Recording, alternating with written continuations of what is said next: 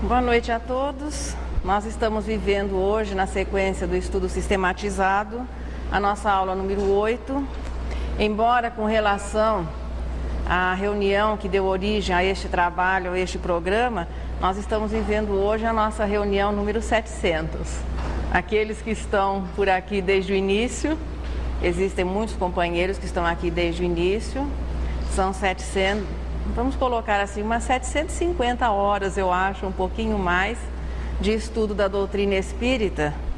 É bom nem considerar o que isso representa em termos de responsabilidade, mas em todo caso, festejando a reunião número 700 dessa sequência de estudos. É o capítulo número 4 de O Livro dos Espíritos, em sua primeira parte. São 16 questões, hoje de acordo, são 16 questões. E os temas que vão ser desenvolvidos: seres orgânicos e inorgânicos, vida e morte, inteligência e instinto. Observando a natureza terrestre, nós a ciência, a partir da observação, da análise, classificou os seus componentes, dividindo-os em 3 grandes grupos. Então nós temos os 3 reinos que são conhecidos aqui pela humanidade terrestre, embora Galileu afirme na Gênese que existem reinos ainda desconhecidos por nós, ou ainda não percebidos, ou que não fazem parte da nossa natureza. Mas por enquanto, oficial, com relação à ciência, nós temos os reinos mineral, o reino vegetal e o reino animal. O reino mineral foi o primeiro a se organizar, sendo a base, a estrutura de todo o planeta e de todos os corpos, de todos os seres vivos. Os seus componentes são conhecidos como elementos simples, e a ciência agora, a partir da observação, a partir da análise, conseguiu já conhecer ou classificar 110 elementos que, combinando-se e recombinando-se através da lei da atração, a afinidade, formam as 500 mil substâncias que compõem a natureza, no caso a natureza terrestre. Esse número de 500 mil substâncias nós vamos encontrar em A Caminho da Luz, é uma informação de Emmanuel. A característica dos minerais é que eles não dispõem de vitalidade e nem de movimentos próprios. Formam-se apenas através da agregação da matéria. Os demais, os seres animais e os vegetais, nestes fica bem clara a existência de um ciclo vital. Eles dispõem interiormente de uma fonte que estabelece uma série de atividades e, a partir daí, eles conseguem estabelecer esse ciclo de vida. Nascem, geralmente descendendo uns dos outros, alimentam-se, crescem, reproduzem-se, morrem, cumprindo a sua parcela de contribuição à natureza. São providos de órgãos, esses órgãos são que executam as diferentes funções que permitem manter esse ciclo de vida. Essas funções nós poderíamos assim sintetizar em 2, a assimilação e a eliminação. E a harmonia e a saúde de qualquer ser vivo depende exatamente da harmonia que passa a existir entre a assimilação e a eliminação. Inclui-se nesta classe, na classe do reino animal, a espécie humana, que é aquela que tem um desenvolvimento de inteligência maior, é aquela em quem os espíritos informam, em que o espírito reencarna, e é aquela que, pelo desenvolvimento intelectual, pelo desenvolvimento do senso moral posteriormente, tem condições de compreender, de descobrir, principalmente tem a capacidade de análise e de compreensão que falta aos demais componentes dos outros reinos. E aí deveria se esperar que a espécie humana, que deveria ser a mais responsável e a que melhor cuidasse e compreendesse os componentes dos demais reinos. O que dizem os espíritos a respeito dessa classificação? Veja, os espíritos deram uma classificação assim mais simples.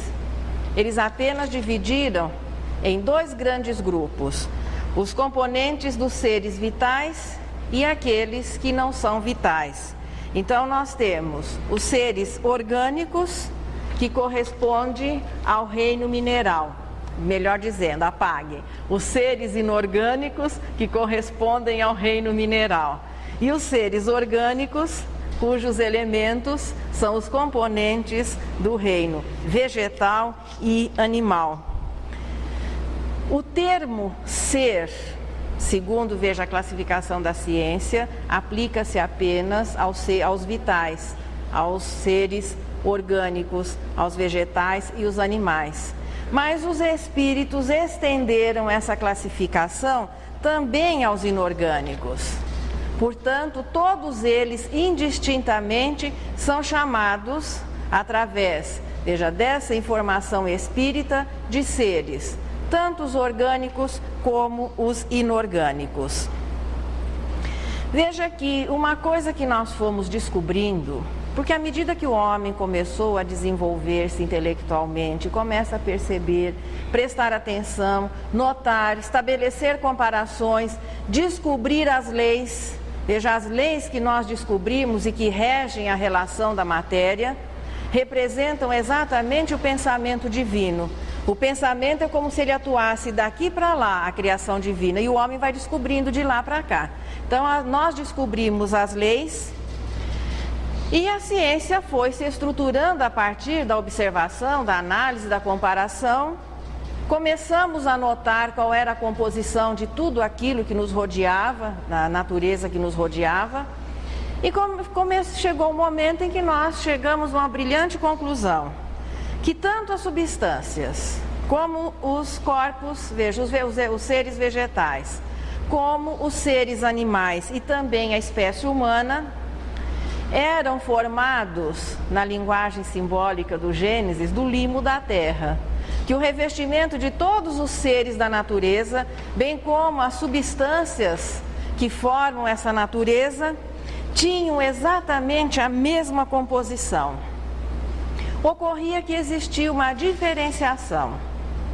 Em alguns espécimes, nesses 2 grandes grupos, existe o quê? Um ciclo vital bem definido. Em muitos, já vamos sentindo o desabrochar e depois a prova inconteste de atos inteligentes. E mais adiante, alguns demonstram até sentimentos. Embora conste a mesma composição, mas o resultado vai se tornando diferenciado e ninguém confunde uma pedra com um coelho. Embora a estrutura seja a mesma, mas os 2 são muito diferentes, o resultado final é muito diferente. À luz da doutrina espírita, o que é que os espíritos nos informaram a respeito do assunto? Todos os componentes dos 3 reinos são considerados seres. É claro que nós não vamos nos estender em maiores considerações, bem porque não temos assim ainda, pelo menos naquilo que eu, embora assim não conheça muita coisa, mas naquilo que eu já pude conhecer, nós não temos informações maiores com relação à ligação do princípio inteligente, do princípio espiritual, com os reinos mais simples da natureza. O que se sabe? Que aquele enunciado que vem desde as tradições do povo Arya, nos livros Vedas, que a alma dorme no mineral, sonha no vegetal, sente no reino animal e desperta homem, seja uma verdade, veja, é uma afirmação absoluta, mas fica muito difícil se estabelecer ou compreendermos esse tipo de ligação nos reinos mais simples da natureza. Nos animais superiores, a individualidade é bem marcada, sente-se um lampejo daquilo que um dia vai ser o raciocínio, do que um dia vai ser o sentimento, mas se nós aprofundarmos mais é difícil a compreensão. Exatamente por isso, o princípio inteligente terá aprendido todas as combinações químicas que permitem no momento mantermos a agregação do nosso próprio revestimento nas experiências, nós vamos falar vividas, mas ouçam, grifado e entre aspas, no reino mineral. Talvez seja por isso que os espíritos estenderam a classificação de seres aos elementos, aos componentes do reino inorgânico. Todos se organizam estruturalmente a partir da lei de atração, que preside, veja, a união dos elementos que vai formar os corpos de todos os seres. Aí nós temos que voltar um pouquinho, lá no capítulo que trata dos elementos gerais do universo. Então nós temos como elementos constituintes do universo dois: espírito e matéria. O universo, de acordo com a ciência humana, começa a existir a partir da ponderabilidade, mas o universo a nível dos espíritas e a informação dada pelos espíritos, ele transcende a esses limites da matéria. Portanto, nós temos o universo no seu aspecto espiritual, o universo no seu aspecto material. Dois elementos constituintes: o princípio espiritual ou princípio inteligente, de cuja individualização teremos mais tarde o espírito individualidade, e a matéria, que é o domínio do fluido universal. Os elementos químicos, aqueles que nós conhecemos, até no momento 110 conhecidos, são o resultado das múltiplas transformações pelas quais passa o fluido universal, e a ciência não desconhece hoje a origem comum de todos eles. Mas além desses 110 conhecidos, os espíritos acrescentaram mais um. E é deste que nós estamos tratando hoje, o princípio vital, que é o elemento responsável pela vitalidade que nós vamos começar a perceber na organização e na composição dos seres vegetais, dos animais, estendendo-se depois à espécie humana. Por isso, a tabela periódica, veja que a cada época vai sendo um pouquinho aumentada. Minha época de escola era 96, hoje já temos 110 conhecidos, daqui uns tempos teremos 150, a coisa vai por aí afora, mas quando nós nos lembrarmos daquela tabela, a nível da informação dos espíritos, nós teremos que acrescentar sempre mais um. Portanto, no vestibular que a gente presta aqui na Sociedade Espírita, quando fizerem essa pergunta, vocês coloquem assim: quantos elementos existem na tabela periódica? 110 mais um. Esse mais um é exatamente o princípio vital. É ele que confere vitalidade à matéria, tornando-a viva. É também conhecido como fluido elétrico animalizado ou fluido magnético. É do magnetismo mesmo que nós estamos dizendo, que aqui a nível do planeta Terra é a expressão mais simples da matéria. Embora pela ciência não seja considerado, porque ele não apresenta todas as propriedades da matéria, mas a nível daquilo que os espíritos vêm nos informando, o princípio vital que dá origem ao magnetismo, considerando-se o padrão terrestre, e um dia a ciência vai chegar até aí também, é a forma mais simples da matéria. Os espíritos o definem como um elo entre o espírito e a matéria. Veja que quando nós vimos os elementos gerais do universo, sempre nós buscamos assim, qual é a obra mais importante da criação? Muita gente diria que é o corpo. Realmente o corpo é uma obra-prima da engenharia celeste, o corpo material. Mas não é a obra mais importante da criação divina. O corpo é uma das criações do fluido universal. Não é, contudo, a mais importante. A mais importante criação do fluido universal da matéria é o perispírito. E o perispírito é formado exatamente por esse elemento mais um, que é o princípio vital. Portanto, o perispírito é a mais importante criação da matéria, do fluido universal, já que o princípio vital é uma das transformações do fluido universal. Mas se nós formos aprofundar mais um pouquinho, qual é a mais importante obra da criação divina? Nós nos deslumbramos muito com as estrelas. Quando se vai falar de estrelas, de viagens fantásticas à velocidade da luz, todo mundo fica assim, com os pés até meio soltos do chão. Mas, embora sejam importantes, embora o universo no seu aspecto material ainda deva oferecer coisas maravilhosas para a humanidade, mas a obra mais importante da criação divina somos nós mesmos. Não o corpo que nos reveste, não o perispírito que é o elemento de ligação entre nós e o corpo, mas a mais importante obra da criação é o espírito que somos nós.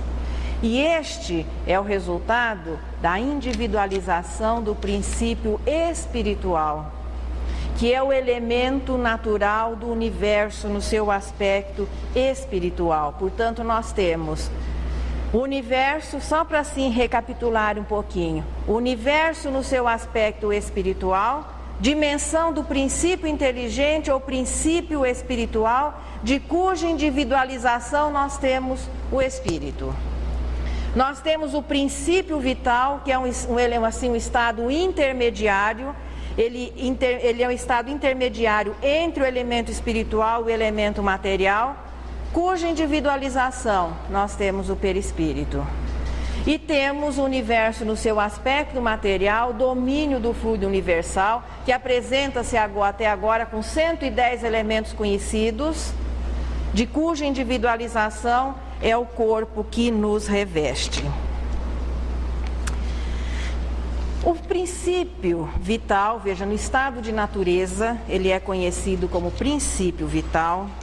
Ele é assimilado pela matéria. Quando nós estudávamos o surgimento, veja, dos seres vivos, o surgimento da vida aqui no planeta Terra, vamos nos lembrar que quando, veja, a situação se tornou favorável, quando a partir um estado assim de acomodação daqueles elementos que formavam o planeta jovem, à medida que a terra foi se resfriando, que as águas puderam se acumular nas depressões, que a temperatura foi se tornando mais amena, e era um momento propício ao surgimento da vida, algumas moléculas, até então minerais, conseguiram assimilar da própria natureza um elemento que a partir daí as transformaria em moléculas vitais, dando origem aos dois novos reinos,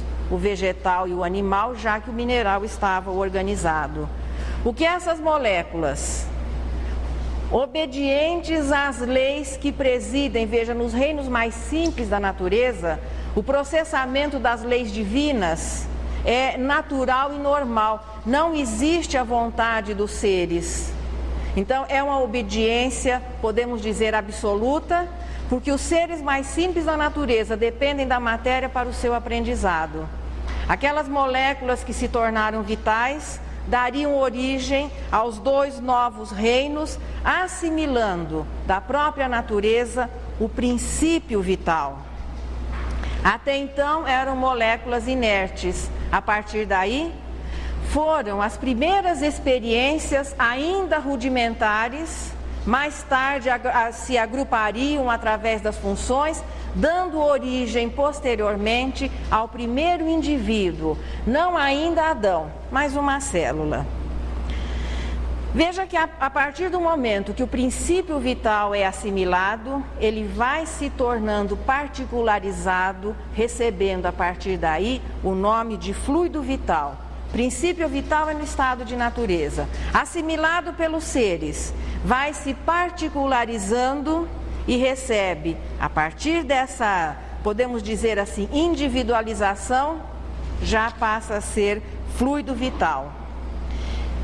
Cada cada reino, veja, existe um fluido vital, caracterizado assim pelo reino vegetal, particularizado no reino vegetal. Existe um fluido vital particularizado ao reino animal. Ele vai se particularizando em espécies, e na espécie humana ele atinge uma sutileza tal que nós poderíamos classificá-lo assim como individualizado mesmo, porque cada um de nós dispõe de fluido vital. Veja que nos reinos mais simples da natureza as trocas são naturais e espontâneas. Já na espécie humana, ele sofre a influência da condição moral, ele depende da vontade para que seja liberado ou assimilado. Então nós podemos dizer que na espécie humana, o princípio vital se torna assim tão sutil, tão particularizado, porque para ocorrer um processo de doação, muitas vezes ele precisa ser adaptado. É isso que nós vamos doar ou receber no momento do passe. A condição moral do indivíduo determina a sua qualidade. Para que possa ocorrer uma transfusão, muitas vezes os espíritos têm que adequá-lo. Em muitas situações, podemos dizer assim, filtrá-lo mesmo. E fica sujeito à vontade. Ninguém doa fluido vital se não se dispuser a isso. Ninguém recebe fluido vital se não se dispuser a isso. É exatamente para que se possa compreender o que é o passe, nós temos que compreender um pouquinho a lição dos elementos gerais do universo e do princípio vital. Então, quando nós adentramos a câmara de passe, para que nós possamos receber o magnetismo que o médium vai doar, o médium precisa, o passista, querer liberar aquele fluido, e aquele que vai receber o passe tem que se dispor a receber. Senão a transfusão não acontece. E esse processo depende do quê? Do pensamento transformado em força, que é a vontade. Entre os seres mais simples da natureza, isso é espontâneo. Veja, a transfusão, a doação é natural. Na espécie humana, que já é senhora do seu pensamento, que dispõe de vontade, tem livre-arbítrio, a doação, a transfusão depende exatamente dessa vontade. O princípio vital, portanto, é um agente vitalizador. No estado de natureza, como princípio vital, as suas propriedades ficam como que em estado latente. Para que possa ser ativada essa sua propriedade vitalizadora, ele tem que estar unido a um corpo, ao qual ele impulsiona. É ele que impulsiona o funcionamento do corpo, mas ele vai depender do funcionamento dos órgãos para que possa ser renovado e para que a manutenção possa ocorrer. É na resposta 63 do Livro dos Espíritos que é dito o seguinte: é o princípio vital que dá vida a todos os seres que o absorvem e a todos que o assimilam. Os órgãos do corpo funcionam exatamente como as peças de uma máquina. Veja, é o princípio vital, que particularizado se chama fluido vital, que vai ativar esse funcionamento.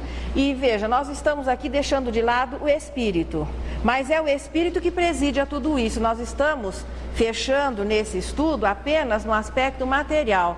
Vamos chegar até a morte, mas a morte no seu aspecto material e não moral. Portanto, é ele que dá impulso para que a matéria se torne viva, mas ele depende do funcionamento dos órgãos para que ele possa ser mantido. Contudo, à medida que o tempo vai passando, o que é que acontece com as peças das máquinas? Elas vão, esse é o lado mais triste da situação. E agora que a conversa já vai se tornando não muito agradável, né? Porque à medida que a máquina vai funcionando, as peças vão se desgastando. As máquinas inertes, a gente encontra peças para reposição. os órgãos, as peças da máquina, corpo físico, ainda nós não podemos ir na concessionária e pegar lá uma peça nova e colocar. Ainda não chegamos assim com segurança maior a isso. O que vai acontecendo? A renovação vai se tornando insuficiente. Mas isso acontece assim, bem para lá dos 20, né? Acho que não é problema de ninguém por aqui. Nós ainda somos assim, todos aqui, me parece, todos muito jovens. Instintivamente, as prioridades são consideradas. É igual em casa, quando o orçamento está meio apertado, o que o pessoal faz? Corta o supérfluo. E o supérfluo, afinal de contas, é aquilo que, enfim, sempre faz a alegria da vida, mas em todo caso você vai eliminando o supérfluo. Mas vai chegar o momento em que a reposição vai se tornar realmente insuficiente, sobrevém um blackout e a morte acontece. Veja, aqui é o aspecto biológico da morte. Quando o corpo não tem condições de manter a sua vitalidade pelo funcionamento dos órgãos, o espírito tem que se afastar. Não é o espírito que se afasta e o corpo morre. É o corpo que não consegue mais manter a sua estabilidade. O perispírito vai se desprendendo pelo enfraquecimento do correspondente, então ele não tem como unir-se a uma matéria que não consegue manter mais essa união. E chega o momento que o espírito se liberta. De início, no comecinho da vida, nós vemos assim que na infância e na juventude, a produção é maior do que o gasto. Dá para o ser tornar-se adulto, veja, ele mantém as suas necessidades e com sobra suficiente para que ele possa desenvolver-se, atingindo a plenitude, ou seja, a maturidade. Durante muito tempo, a gente nota que as crianças realmente elas esbanjam energia, veja, os órgãos estão ali trabalhando com tranquilidade, produção garantida, com sobra para que possa ocorrer um desenvolvimento. Na maturidade ocorre o quê? A estabilidade, o empate. Produz-se 100, gasta-se 100. Mais ou menos durante algum tempo. À medida que os órgãos vão se cansando e produzindo menos, o desgaste começa a acontecer. Como é essa assimilação? Como é que nós assimilamos o princípio vital que se particulariza nos seres como o fluido vital? A primeira assimilação é via perispírito, através do pensamento. Também assimilamos através da respiração, da alimentação, da água que ingerimos, então é assimilação orgânica. O indivíduo, durante algum tempo, mantém-se saudável. Não estamos considerando aqui as situações traumáticas, doença, mas numa situação de normalidade. Porque numa situação dramática ou num caso de doença, fica bem caracterizado que o gasto está sendo muito além da produção e, naturalmente, a morte ocorre mais rápido. Estamos colocando a nível de compreensão a coisa bem assim, a infância, a juventude, maturidade, a velhice, e o indivíduo que desencarna mesmo como se fosse uma velhinha apagando-se pelo esgotamento das energias. Durante um período, nós conseguimos assimilar, reciclar, manter, como se fossem 100 unidades, uma medida hipotética, de fluido vital, e gastamos essas 100 unidades. Depois dos 20, a situação vai ficando deficiente. Instintivamente as prioridades começam a ser estabelecidas, porque chega um momento em que o organismo apenas consegue produzir 80 unidades, ele não tem 100 para gastar. Mais tarde, apertando um pouquinho, ele consegue gastar apenas 80, mas aí já está se produzindo apenas 60. Preocupante, né? Os órgãos mais importantes vão sendo preservados. O espírito tem um domínio pleno sobre a matéria. Nós aprendemos desde a atração, todas as funções, veja, nos corpinhos de todos os seres que formam essa sequência que Darwin conseguiu detectar na evolução das espécies, nós aprendemos cada função, cada detalhe do funcionamento do corpo. Instintivamente nós começamos a priorizar. Aí começam a acontecer algumas coisas interessantes. Numa situação de prioridade de energia, gastar fluido vital para manter cor de cabelo, por exemplo, é um luxo. Aqui o espírito não pode se dar mais. O viço da pele já não tem mais aquele brilho dos 18 anos. Chega um momento que a lei da gravidade atua sobre a musculatura. A gente até encolhe um pouquinho mais, você vai diminuindo, né? Instintivamente as coisas mais importantes vão sendo priorizadas, mas chega um momento em que é insuficiente, a morte ocorre e a alma se liberta. Embora o espírito imperfeito ainda não consiga entender nesse processo libertação, ele se sente sendo expulso mesmo, porque ele quer continuar agarradinho, cada átomo que se solta do perispírito do corpo, ele quer ficar grudando ali, ocorreu o desencarne e ainda o indivíduo fica preso àquela situação. Essa é a nossa incapacidade. Por isso, é muito importante vivermos, aproveitarmos ao máximo do bom sentido que a vida nos ofereça a cada reencarnação.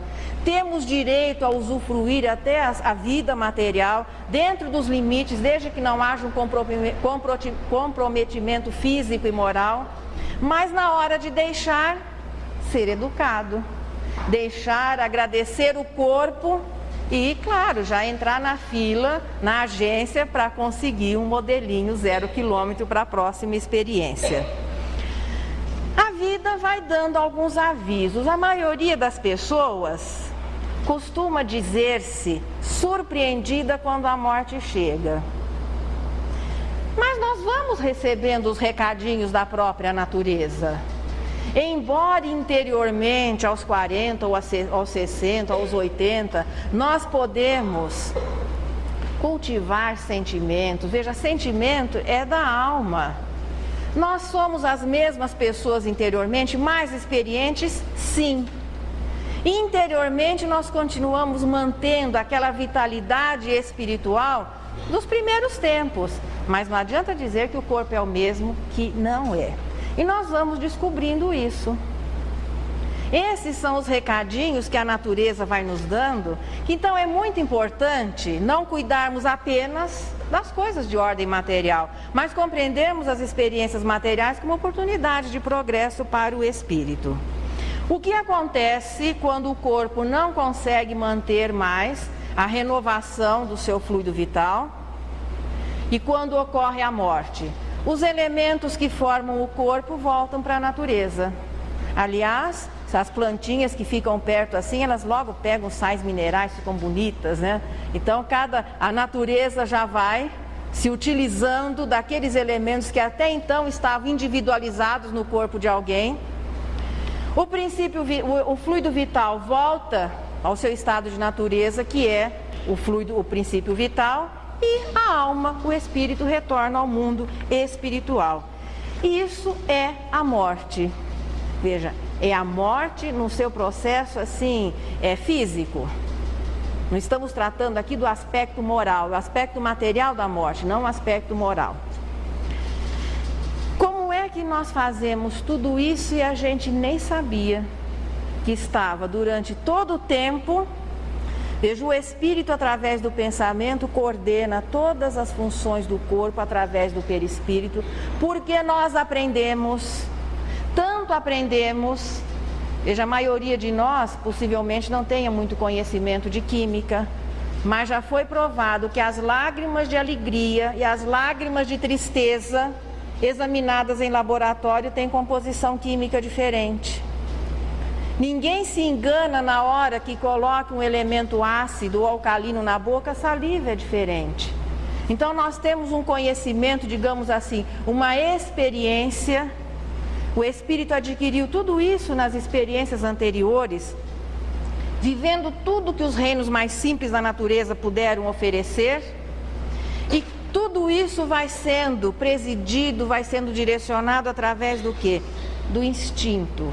O instinto é uma inteligência assim rudimentar, que é protetor ao ser enquanto ele ainda não terminou o seu aprendizado. E o que se vê que nos reinos mais simples, entre os vegetais e os animais, existe de uma certa maneira um comportamento padrão. Os herbívoros têm tal comportamento, os carnívoros têm tal comportamento, porque o espírito, o princípio inteligente que está ali aprendendo, depende da natureza daquele corpo para que ele possa aprender. E o instinto se manifesta, veja, o instinto de conservação, ali se sente a providência divina atuando para que cada ser possa cumprir o seu papel.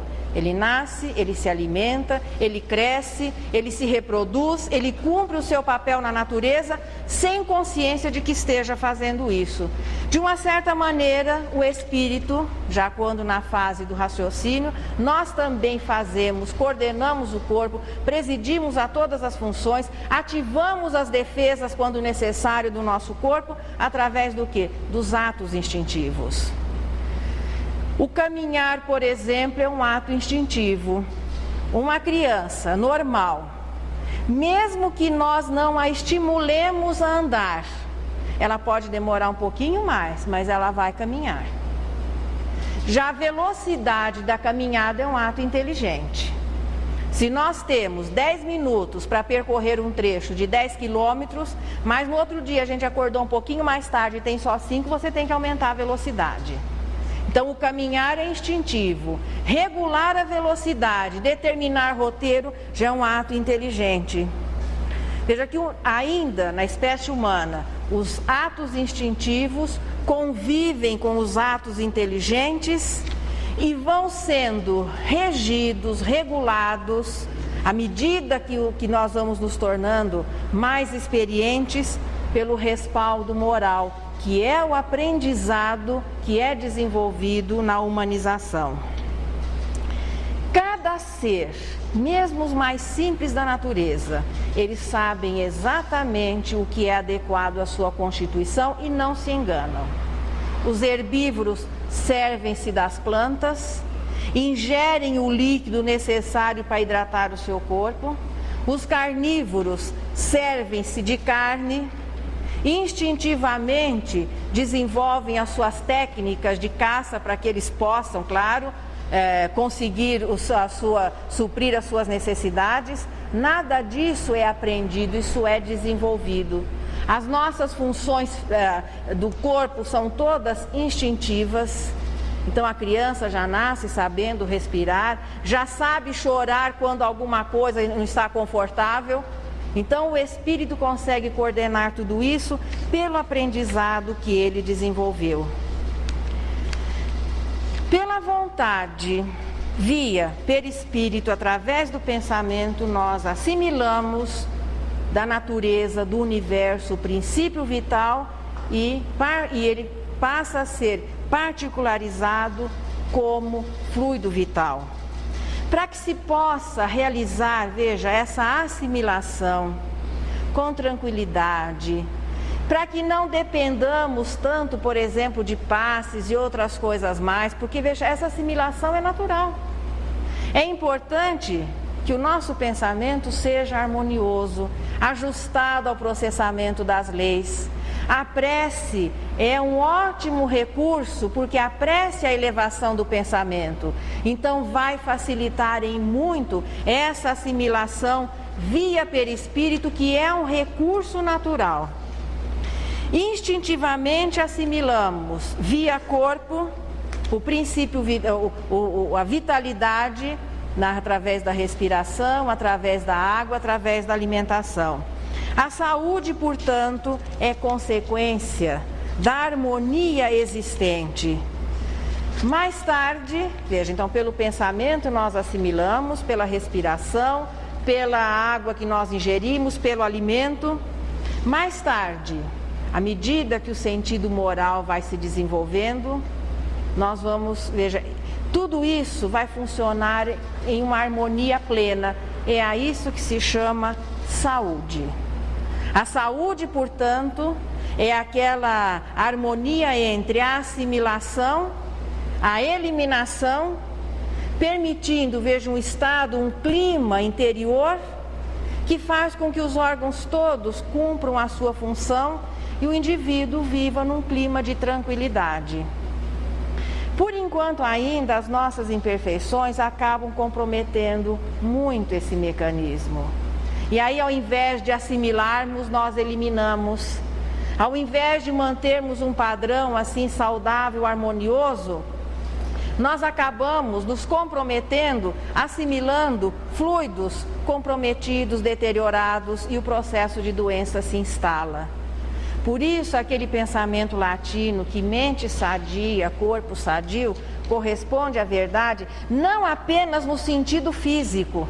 Não é só praticando esportes, fazendo corrida e outras coisas mais que a saúde vai se estabelecer, não. A saúde é consequência de todo um processo de educação interior. Porque saudável todo o corpo humano deveria ser. E por que é que nós não somos? As nossas imperfeições vão comprometer, veja, então, um pensamento de raiva, de ira, de mágoa, de tristeza, compromete esse processo, compromete essa assimilação. Os órgãos, entrando no estado assim de colapso, não vão conseguir assimilar também via respiração, alimentação e água, e o processo doença se instala, geralmente atingindo em primeiro lugar as zonas mais fragilizadas. Deus programou tudo de uma maneira perfeita. Enquanto o ser não dispõe de inteligência suficiente para compreender o mecanismo, instintivamente ele realiza todas as suas funções. Na espécie humana, os atos instintivos se caracterizam assim como involuntários. Portanto, o espírito, nesse momento em que nós estamos aqui, quem é que está preocupado em coordenar a digestão? A maioria de nós respira, faz a digestão, mas a maioria de nós desconhece o mecanismo. Portanto, veja, aquele aprendizado que é realizado anteriormente permite que agora o espírito esteja tranquilo, ocupando-se do quê? Do aprendizado moral. Realmente quem preparou todo esse programa que cada um vai desenvolver é Deus. Enquanto inexperiente, o princípio inteligente progride direcionado pelas leis. Mais experiente, os instintos o impulsionam e ele fica limitado, claro, à natureza de cada corpinho. À medida que o seu coeficiente intelectual vai permitir uma expressão melhor do pensamento, ele passa a raciocinar. A partir daí, ele vai desenvolver o aprendizado moral, que é esse que vai determinando o que é correto, o que não é correto, aprovando ou desaprovando. E assim nós vamos vivendo todas as experiências materiais, convivendo intimamente com a matéria, coisa que fizemos desde o reino mineral, vivendo todas as experiências de cada corpinho do reino vegetal, do reino animal, atingindo a humanização, iniciando o desenvolvimento moral, e a pureza de espírito é caracterizada quando o espírito não precisa mais repetir este processo, quando ele tem um domínio pleno sobre a matéria. E a essa altura, sabendo exatamente o que é correto e o que não é, vivendo naturalmente as leis morais. Na próxima semana nós vamos começar a segunda parte do Livro dos Espíritos. Veja tudo aquilo, veja as informações referentes à matéria, nós vamos encontrando na primeira parte do Livro dos Espíritos. A primeira parte do Livro dos Espíritos tem a sua ampliação na Gênese. Quem gosta do assunto, dá uma pesquisada na Gênese. A Caminho da Luz também é um bom companheiro. Estudos Espíritas, a Evolução Anímica, é uma bibliografia muito boa de apoio para a primeira parte do Livro dos Espíritos. Agora nós vamos iniciar o estudo da segunda parte, que tem a sua ampliação no Livro dos Médiuns. Por enquanto fica a sugestão do Livro dos Médiuns como o acompanhante, o companheiro dos nossos estudos na segunda parte do Livro dos Espíritos.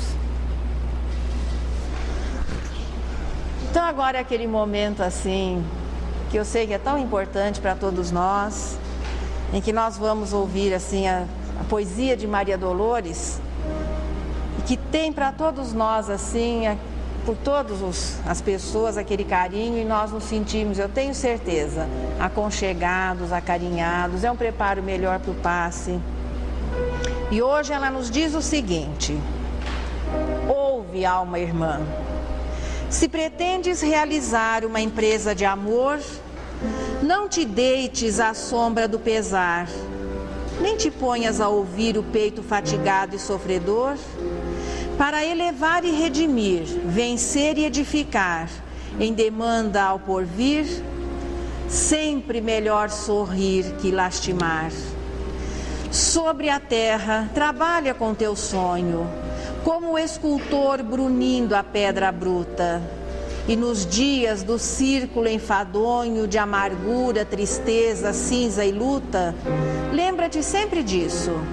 Tudo que a vida aguarda de belo, grande e bom é força de bondade inflamada em serviço. Se a calúnia te espia, serve mais dia a dia. Esmera-te a esquecer aquilo que te ofende, pois quem ama em verdade, naquilo em que se agrade ou desagrade, tanto mais serve quanto mais compreende. Se a injúria te atrapalha, a incompreensão te humilha, lê a doce cartilha que a natureza escreve maternal. Da lama ao céu, por lei da clemência divina, o serviço domina, onde o bem vence o mal. O regato que alenta frondes, frutos, raízes, tanto quanto sustenta as serpentes e os vermes infelizes, serve cativo ao chão. A planta que suprime o martírio da fome, nasce, cresce, trabalha e se consome, torturada e esquecida, sem aguardar qualquer compensação para suster-te a vida. O sol dissipa as trevas sem barulho, dá-se, esplendora, e sem que a noite o vence, serve, triunfante e bom, sem migalha de orgulho, da cúpula anilada, acolhedora imensa, às furnas abismais. Se queres atingir a concretização dos teus mais belos ideais, alma irmã, serve mais. E alcançando a vitória do teu sonho na senda transitória, perceberás então, por mais servir e mais aprimorar-te, que a presença de Deus onde transites é serviço brilhando em toda a parte, para o bem sem limites. E que nós possamos pensamento, sem que haja necessidade de intermediários, de paramentos, de coisas especiais,